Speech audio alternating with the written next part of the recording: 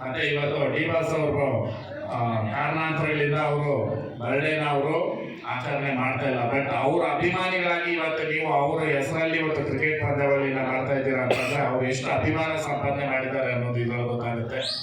ಇರ್ಲಿ, ಕಾರಣಾಂತರಗಳಿಂದ ಕೆಲವೊಂದು ಸಂದರ್ಭಗಳಲ್ಲಿ ಕೆಲವೊಂದು ಏನಂತೀರ ನಡೆದಿರ್ತವೆ. ಅದು ವೈಯಕ್ತಿಕವಾಗಲಿ ನಮಗೆ ಗೊತ್ತಿಲ್ದಿರ ನಾವು ಮಾತಾಡೋದು ಬಹಳ ತಪ್ಪಾಗುತ್ತೆ. ಯಾವುದೇ ವಿಚಾರವಾಗಲಿ ಪ್ರಶ್ನೆ ಮಾಡ್ತಕ್ಕಂಥ ಹಕ್ಕು ಎಷ್ಟಿದೆಯೋ ಅದ್ರ ಉತ್ತರ ಕೊಡ್ತಕ್ಕಂಥ ಹಕ್ಕು ಕೂಡ ನಮಗೂ ಅಷ್ಟೇ ಇರುತ್ತೆ.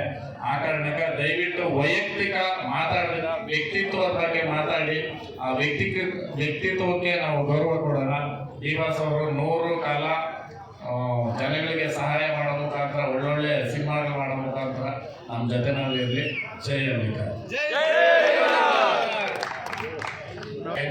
ಇದೆ ನಮ್ಮ ತುಮಕೂರು ಭಾಗ ಮತ್ತೆ ನಮ್ಮ ಸಿದ್ಧಗಂಗೆ ಸ್ವಾಮಿಗಳು ನಡೆದಾಡ್ತಕ್ಕಂಥ ದೇವರು ಅಂತ ಶಿವಕುಮಾರ ಸ್ವಾಮಿಗಳನ್ನ ಏನ್ ಕರೀತಾ ಇದ್ರು, 100ಕ್ಕೆ 100 ನಾವು ಕಂಡಂತ ಇಡೀ ವಿಶ್ವದಲ್ಲೇನೆ ದೇವರು ಅಂತ ನಾವೇನಾದ್ರೂ ನಡೆದಾಡ್ತಕ್ಕಂಥ ದೇವರು ಅನ್ನೋದಿದ್ರೆ ಅದು ಶಿವಕುಮಾರ ಸ್ವಾಮಿಗಳು ಮಾತ್ರ ಸಲ್ಲಬೇಕು. ಯಾಕಂತಂದ್ರೆ ಅವ್ರು ಎಲ್ಲೇ ಹೋದ್ರು ಯಾವುದೇ ರಾಜಕೀಯ ಆಗಲಿ, ಯಾವುದೇ ಜಾತಿ ಮತ ಆಗಲಿ, ಯಾವುದೇ ಸಮುದಾಯ ಯಾವುದು ಮಾತಾಡಿಲ್ಲ.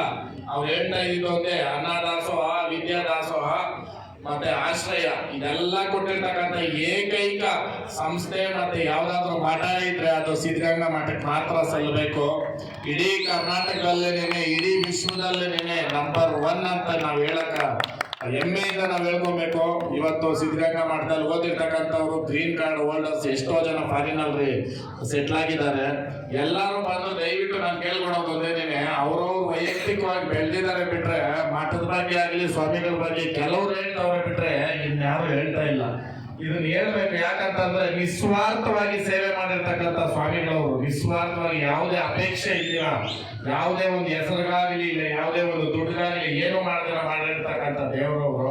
ಅವ್ರನ್ನ ಬಿಟ್ಟ ಮೇಲೆ ನಾವು ಇವತ್ತು ಈ ಕರ್ನಾಟಕದಲ್ಲಿ ನಾವು ಇನ್ಯಾರು ನೋಡಕ್ ಸಾಧ್ಯನೇ ಇಲ್ಲ. ಹೇಳ್ಕೊಂಬೋದಷ್ಟೇ ಬಿಟ್ರೆ ಅಂತ ನಿಸ್ವಾರ್ಥವಾದ ಸೇವೆ ಮಾಡಿರ್ತಕ್ಕಂಥ ಸ್ವಾಮಿಗಳನ್ನ ನಾವು ಇನ್ನ ಮತ್ತೆ ನೋಡ್ತಿರೋ ಇಲ್ಲ ಗೊತ್ತಿಲ್ಲ. ಬಟ್ ಅವ್ರ ಗದ್ದಿಗೆ ಹೋಗಿ ಬಂದ್ರೇನೆ ಒಂದು ದೊಡ್ಡ ಖುಷಿ ಅಂತ ನಾವು ಭಾವಿಸ್ಬೇಕು.